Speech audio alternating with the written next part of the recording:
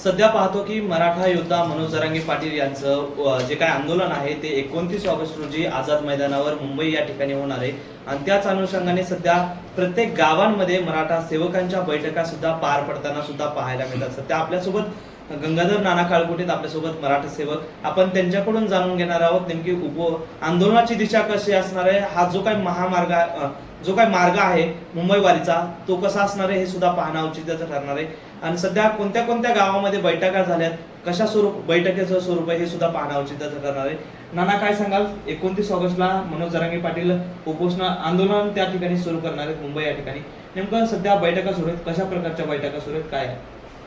गावागावात चावडी बैठका सुरू आहेत। महाराष्ट्रातल्या भरपूर गावात 70 ते 75% गावात आतापर्यंत बैठका झालेल्या आहेत। जिथं मराठा समाज प्रामुख्याने आहे त्या सगळ्या गावात बैठका होत आहेत आणि मनोजदादा आणि मनोजदादांचा पश्चिम महाराष्ट्रात बी दौरा झाला, त्यानंतर आता मराठवाड्यात बी झाला। कालच आम्ही रात्री आलो, त्यांना घरी सोडलं आणि मी आज इथं बीड शहरातल्या आणि बीड तालुक्यातल्या बैठकीसाठी आता आम्ही पण जातोय। गावागावात बैठका होत आहेत। आज पिंपळनेर सर्कलला बैठक आहे, तिथं आम्ही जाणार आहोत आणि प्रत्येक गावातून गेल्या वेळेस मुंबईला ज्या लोक आले होते त्याच्याही 10 पट लोक मुंबईला येण्यासाठी उत्सुक आहेत आणि त्या 10 पट गाड्या सुद्धा लोकांनी लावल्यात। एक घर एक गाडी ही संकल्पना मनोजदादांनी सांगितली होती आणि त्या संकल्पनेनुसार प्रत्येक माणूस ज्याच्याकडे 2 व्हीलर आहे तो 2 व्हीलर घेतोय, ज्याच्याकडे 3 व्हीलर रिक्षा आहेत ते घेत आहेत, ज्याच्याकडे 4 व्हीलर आहेत मग 4 व्हीलरमध्ये कार असतील, SUV असतील किंवा टेम्पो असेल, ट्रक असेल, जे काय वाहन आहेत त्याच्याकडे प्रत्येक बांधवाकडे ते सगळे घेऊन मुंबईच्या दिशेने निघण्यासाठी तयार आहे। 29 ऑगस्टला त्या ठिकाणी आंदोलन सुरू राहणार आहे। मनोज जरांगे पाटील किती तारखेला निघणार आणि कोणत्या मार्गाने निघणार आहेत आणि कसा मार्ग असणार आहे? महाराष्ट्रातल्या सगळे समाज बांधव आणि मनोजदादा 27 तारखेला सकाळी 10 वाजता आंतरवली इथून निघणार आहेत।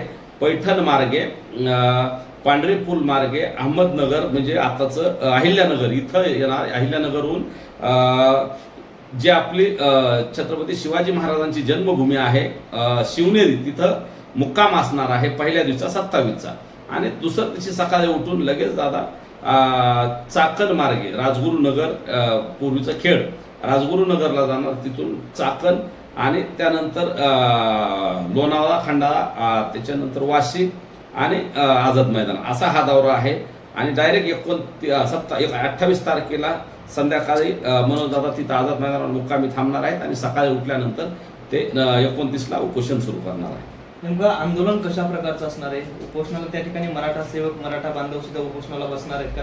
नेमकं कसं स्वरूप असणार आहे या आंदोलनाचं?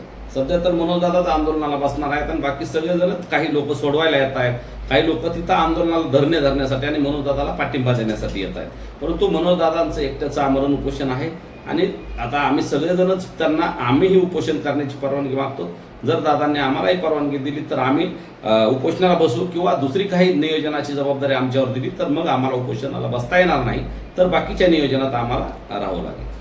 पाटलांना सध्या सरकारचं जे काही शिष्टमंडळ भेटीला येते 2-3 दिवस झालं, प्रत्येक दिवशी शिष्टमंडळ भेटीला येते, नेमकं काय शिष्टमंडळाने काय आश्वासन वगैरे काय दिलं नाही? शिष्टमंडळ काय आलेलं नाही आतापर्यंत, फक्त ते एक मंत्री आहेत, ते धाराशिवचे पालकमंत्री ते आले होते आणि ते काय सरकारचं शिष्टमंडळ म्हणून आल्याचं मी तर ऐकलं नाही। मनोजदादांशी ज्यावेळेस ते बोलत होते लातूर इथं जो आपला कार्यक्रम होता गाठीभेटीचा, तिथं असताना त्यांनी त्यांचं धाराशिवचे काही कार्यक्रम आहेत त्या संदर्भात दादाला तारीख मागायला आले होते आणि मग दादांनी चर्चा करत सरकारचाच ते एक भाग असल्यामुळं आरक्षणावर चर्चा झाली, विविध विषयावर दादांची त्यांची चर्चा झाली, आमच्या सगळ्यांच्या उपस्थित बंद दारात चर्चा न करता ओपन चर्चा झाली आणि त्यांनी सांगितलं की मी तुमच्या भावना सरकारला कळवतो आणि अजून भरपूर वेळ आहे, त्यामुळे मधल्या वेळात चर्चा होऊ शकते, मार्ग निघू शकतो असं सांगितलंय। आम्ही सगळे आशावादी आहोत। मनोजदादा आंदोलनावर ठाम आहेत। मराठा समाजाच्या ज्या त्यांनी मागण्या द्या त्या मागण्या मान्य होईपर्यंत ते मागं हटणार नाहीत असा त्यांनी प्रण केलेला आहे आणि जर सरकारने सगळ्या मागण्या मान्य केल्या तर दादा कदाचित मुंबईला जाण्याचा निर्णय मागं घेतील, मागं नाहीत घेणार, परंतु जर आरक्षण दिलं, सगळ्या मागण्या मान्य केल्या तर गुलाल घेऊन सरकारचं स्वागत करायला, त्या आनंदोत्सव साजरा करायला जाणार आहेत आणि जर आरक्षण तोपर्यंत 27 तारखेपर्यंत दिलं नाही तर मग 27ला डायरेक्ट मुंबईला निघणार आणि तिथं आंदोलन होणार म्हणजे होणार असं। आतापर्यंत मनोज जरांगे पाटलांनी जी काही 29 ऑगस्टला त्या ठिकाणी उपोषण आंदोलन करण्याची तयारी केलेली आहे. सध्या शिंदे समितीकडून काय तुम्हाला त्या ठिकाणाहून काही संदेश वगैरे आला? हो, शिंदे समिती 18 ते 22 मराठवाड्यात आहे. बीड शहरात, बीड जिल्ह्यात पण येते. कालच त्यांचं काही लोकांचे मनोजदादाला फोन आले, आम्हालाही फोन आले, संपर्कात आहेत त्या समितीतले लोक. मराठवाड्यात ती समिती फिरून अहवाल तयार करणार आहे, अजून नोंदी शोधण्याचं काम करणार आहे आणि अजून काय काय 27च्या अगोदर 29च्या अगोदर करतायत ते बघायचंय.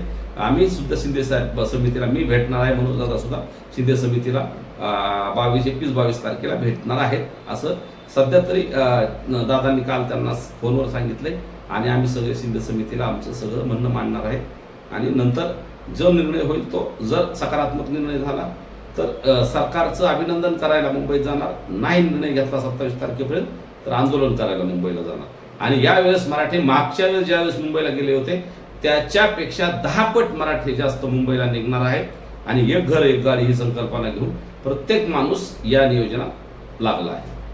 आपण पाहतो की मनोज जरांगे पाटील यांनी जे काही उपोषणाचा हत्यार उपसलं आतापर्यंत साधारणतः जो काही मराठा समाज आहे तो कुणबीमध्ये किती गेला आणि किती राहिलेला आहे? साधारणतः 58 लाख नोंदी मिळाल्या, 4-4.5 कोटी लोक आतापर्यंत आरक्षणात गेलेत असं माहिती आहे.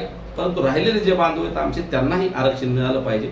शेवटच्या घटकाला प्रत्येक माणसाला आरक्षणाचा लाभ मिळाला पाहिजे यासाठी मनोजदादांचा लढा सुरू आहे आणि मनोजदादा शेवटच्या माणसाला आरक्षण मिळाल्याशिवाय थांबणार नाहीत. हा त्यांचा प्रण आहे आणि आम्ही सगळे त्यांच्या पाठीमागे आहोत.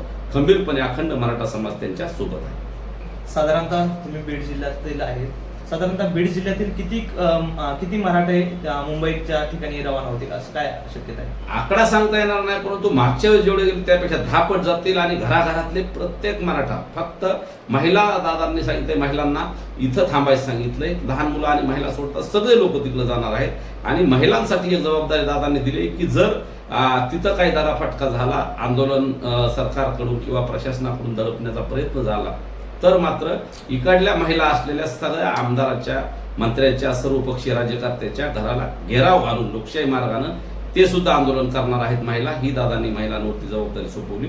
त्यामुळे महिलांनी आंदोलनात यायचं नाही असं दादांनी सध्या तरी सांगितलेलं आहे.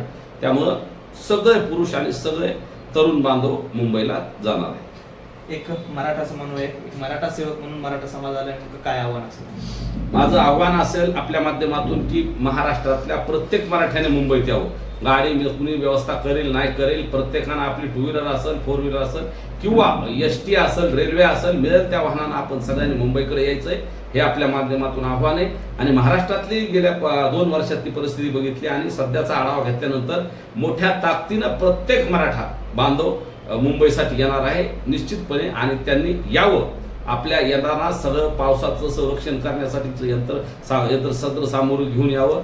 तसेच जेवणासाठी 2 टाइम जेवणासाठी ज्यांनी महिना 15 दिवस पुरेल एवढं अन्न सुद्धा घेऊन यावं आणि कपडे किंवा जे काही दैनंदिन रोजच्या गरजा लागतात ते सगळं साहित्य घेऊन आपापल्या पद्धतीने यावं हे मी आपल्या माध्यमातून आवाहन करतो. धन्यवाद नाना. होते गंगाधर नाना काळकुटे, मराठा सेवक, मराठा समन्वयक होते. त्यांनी सांगितलं की जो काही मार्ग असेल तो शहागड या ठिकाणाहून पहिला मुक्काम आहे तो शिवनेरी या ठिकाणी होणार आहे आणि नंतर दुसऱ्या दिवशीचा मुक्काम आहे तो थेट आझाद मैदानावर या ठिकाणी होणार आहे. आणि त्यांनी सांगितलं आतापर्यंत साधारणतः 4.5 कोटीच्या आसपास मराठा समाज हा कुणबीमध्ये गेलेला आहे आणि जोपर्यंत शेवटच्या माणसापर्यंत न्याय मिळत नाही, कुणबीचा दाखला मिळत नाही, तोपर्यंत आंदोलन हे चालू राहणार असल्याचं सुद्धा गंगाधर नाना काळकुटे यांनी बोलताना सांगितलंय. माऊली न्यूज मीडियासाठी अभिजित पवार, बीड.